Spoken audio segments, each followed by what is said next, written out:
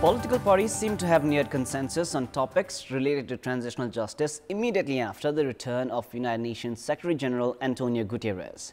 Also in this edition of Kantipur News, we have updates about the increase in dengue cases even after the onset of winter and the ICC Men's One Day International Cricket World Cup. Good evening, I'm Prarambha Dahal. Let's begin with the main stories. Prime Minister Dahal claims of consensus among major parties for transitional justice. Victims confident of progress in their favor. UN interest expected to expedite conclusion of peace process. CPN Center facing wide criticisms for announcing struggle program, citing challenges of existing system even while leading the government. Analysts term the move exhibiting dual character. Tourism sector severely hurt after coronavirus pandemic revives. Record 117,000 tourists arrived in Nepal last month. Domestic tourism increases, notably entrepreneurs enthused. And hosts Nepal take on Oman at the ICC T20 World Cup Asia final tomorrow. The Rhinos aim to finish as group winners with third successive win. Main opposition CPN has held a tea party to mark the Dasai, Tihar and Chhath festivals. The party cadres and well-wishers attended the program held at the party office in Chasad Lalitpur from 12 noon earlier today, while high-ranking officials and other guests started attending the program from 2 p.m.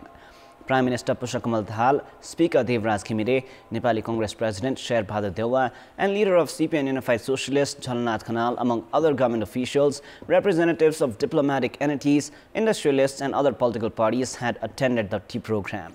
In a brief interaction with the journalists, Prime Minister Dahal said that efforts were underway to reach a consensus on the issue of transitional justice. He said that the dialogue with CPN Chair Oli and Congress President Dewa held earlier today also dwelt on the same issue. Premier Dahal said that the leaders were in favor of the victims as suggested by the UN Secretary General Antonio Guterres. The guests were welcomed by UML Chair Oli and Senior Deputy Chairperson Ishwar Pokhrel, among others. CPN organizes tea program during the festivities each year. United Nations Secretary General Antonio Guterres, during his 4-day visit of Nepal, stressed on concluding the transitional justice by prioritizing the victims during each of his political meetings and public program addresses. The leaders also extended their assurances to Guterres. Victims of the conflict era who are still awaiting justice even after 17 years of the Comprehensive Peace Accord are now optimistic about the government and political parties showing willpower to work in their favor. From addressing the joint meeting of both houses of the Federal Parliament to parleys with political leaders, UN Secretary General Guterres stressed on prioritizing the victims to conclude transitional justice. However, he had added that it was a sensitive and complex process. As Guterres said, justice for the victims has grown complicated. Victims have said that the political parties must exhibit willpower to ensure justice. The Comprehensive Peace Accord had allocated 1 year to conclude transitional justice, but with the political parties' delay in formulating victim-friendly acts, the victims are awaiting justice even after 17 years of the agreement, as the peace process remains incomplete. The UN has also assured of extending required support to develop procedures for addressing the necessities of the victims, which has internationalized Nepal's peace process. Erstwhile ruling party Nepali Congress and struggling entity Samachar Center are current coalition partners. And despite 2 of the 3 works of the peace process, integration of armed forces and management of arms and ammunition completed, transitional justice is awaiting conclusion. Political parties are yet to reach a consensus on the bill registered at the Parliament. Around 10,000 complaints filed at the Truth and Reconciliation Commission and the Commission of Investigation on Enforced Disappeared Persons have remained stranded. In such a situation, the interest of the United Nations is expected to expedite the conclusion process. CPN Center, the party leading the current government, is to hold a road struggle program, an unprecedented practice or move by a ruling party. Decision of the CPN Center to mobilize large number of its supporters for a road program on the 8th of December has drawn heavy criticism. Analysts are terming this decision of the ruling party to hold a struggle program exhibiting dual character. Sunday's meeting of the officials of CPN Center had decided to mobilize its supporters and hold a road struggle program against the conspiracies against the existing system. A circular was then issued on Tuesday in Bagmati province, calling for the presence of the party's supporters in the road struggle. CPN Center, which leads the government and should have responded to the questions against the system itself, resorting to struggle programs, has not been taken as a normal practice by many. However, Maoist Center has stated that the struggle is a part of its 3-month awareness campaign. Prime Minister Pushpakamal Dahal, who is also the chairperson of CPN Maoist Center, while addressing several programs of the Socialist Forum, has also said that there was no alternative to road struggle. The Premier has been facing allegations of failing to meet public expectations despite leading the government. Cadres of his own party are also not happy with his performance. Recent elections have shown that Maoist Center is losing the public support. Analysts have claimed that the party has not been able to strengthen its support base and resorted to programs such as road struggle to confuse its cadres. Having called for the road struggle with the objective of protecting the system, CPN Maoist Center appears focused in retaining power. Many have not considered the move of the party leading the government, which has failed to deliver on the public aspirations, an appropriate move. It is now time for our segment Public Pulse, where you text us with your opinion. Public Pulse. Before we ask today's question, let us take a look at the result from yesterday's poll. Yesterday we asked, what should be done to make electricity accessible to all Nepalese? 15% were for A, raise production, 76% were for B, expand transmission line, and 9% were for C, adequate investment. Here is our today's question. What do you term the party leading the government announcing struggle programs? Your options are A, intention to hide flaws, B, vote politics, and C, genuine concerns. The voting is on. Type NEWS, select your option A, B, or C, and send it to 34001 to share your opinion with us. The National Human Rights Commission, NHRC, has maintained or retained its A category in global stage. The Commission's member Lily Thapa informed of the announcement made by the Subcommittee on Accreditation (SCA), a constituent of the International Coordinating Committee of National Human Rights Institutions and the Global Alliance for National Human Rights Institutions (GANRI). The SCA has mentioned that the Commission had expressed commitment of ensuring that the appointment of Commission officials during formulation of laws of the Commission will abide by the Paris Principles. The Commission had been placed on a watch list after a few civil society groups had recommended to downgrade it to Category B. Dengue infection generally decreases after the onset of winter. However, a rise in cases of dengue has been recorded in Tanahu, Kaski, Gorkha and Kathmandu among other districts, although winter season has already begun in Nepal. Experts have attributed this rise to climate change. According to the Epidemiology and Disease Control Division, 4,200 dengue cases have been recorded in Tanahu in the past 30 days, while 1,700 cases of dengue had been recorded last month. Likewise, 1,674 cases of dengue have been recorded in Kaski and 332 in the federal capital, Kathmandu. According to the Ministry of Health and Population, risks of dengue infection persist in the Nepali month of Mangsir as well. Around 7 dengue patients are being admitted to capital's Teku Hospital on a daily basis. Many patients are being provided treatment at the intensive care units.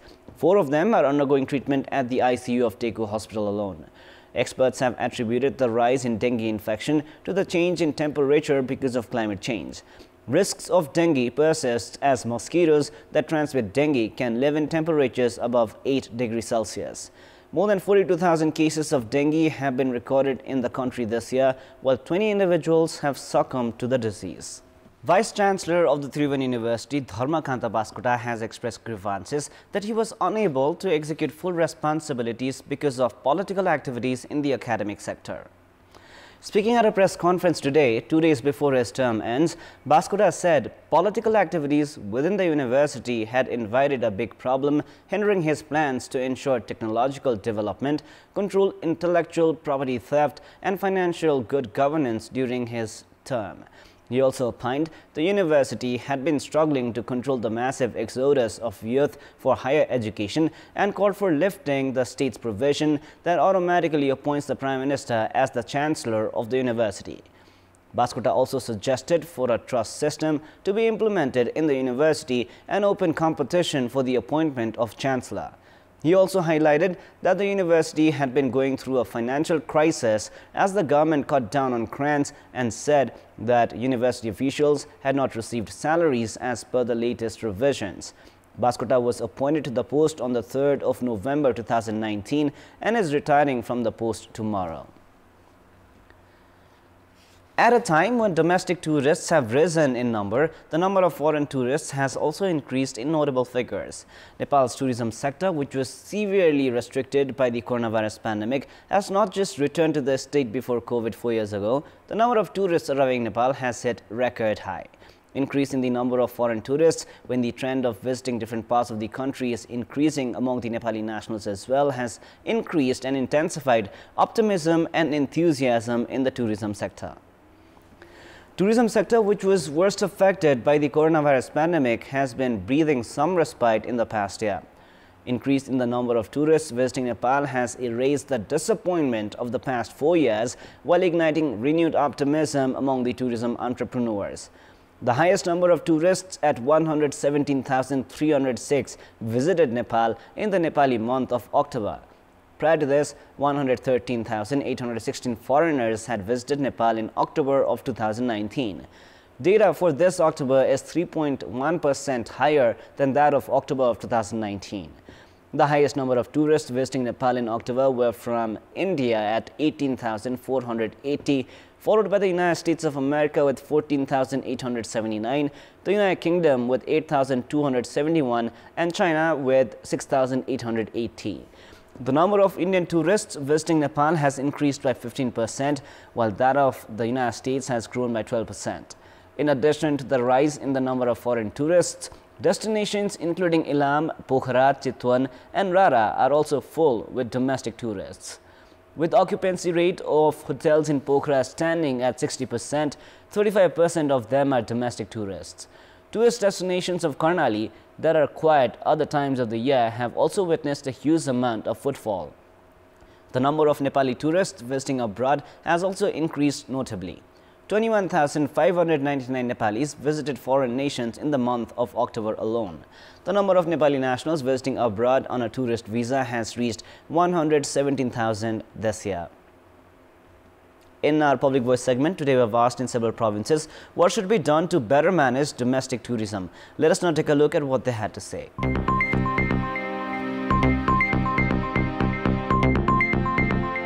स्थानीय तहको पर्यटकीय क्षेत्रहरूलाई पनि प्रचार प्रसार गर्नु पर्यो। ठाउँको history र cultural background के छ त्यसलाई पनि एउटा इम्पोर्टेन्समा राखेर सायद एडभर्टाइज नै गर्यो भने ठीक होला। होटल व्यवसायहरूले प्याकेजहरु राम्रो ल्याउनु पर्यो। पहाडहरुमा यत्रो राम्रो राम्रो ठाउँ छ घुम्नलाई, तर बाटो नभएर हामी दुःख पीडा पाइरहेको छ। मुख्यमन्त्री लगायत अन्य सरकारवालाहरूले पनि ध्यान दिने व्यवस्था गरिदिनु पर्यो। पर्यटकहरूलाई सुरक्षा व्यवस्था हुन पर्यो। यातायातको समुचित व्यवस्था, बासको खास गरेर होटलहरु चाहिँ सबै किसिमको हुनु पर्यो। टिकटिङहरु हुन्छन् जस्तो आन्तरिक पर्यटक स्थलहरुमा जाँदाखेरिका ती शुल्कहरु पनि सुहाउँदो हुनु पर्यो। कोही कोही ठाउँमा अलिक महँगो भएको जस्तो पनि लाग्छ। सेती नदीमा चाहिँ एउटा र्याफ्टिङको व्यवस्था गर्ने अथवा मोटर बोटको व्यवस्था गरेर पर्यटनलाई परिवर्तन गर्न सकिन्छ। बाहिरको प्रोडक्ट हैन कि भित्र हामीसँग जे छ त्यही प्रोडक्ट दिएर नै आन्तरिक पर्यटनलाई तथा बाह्य पर्यटनलाई व्यवस्थित गर्न सकिन्छ। फोहोर मैला व्यवस्थापन एकदम जरुरी छ। जति पनि पोखरीहरु छ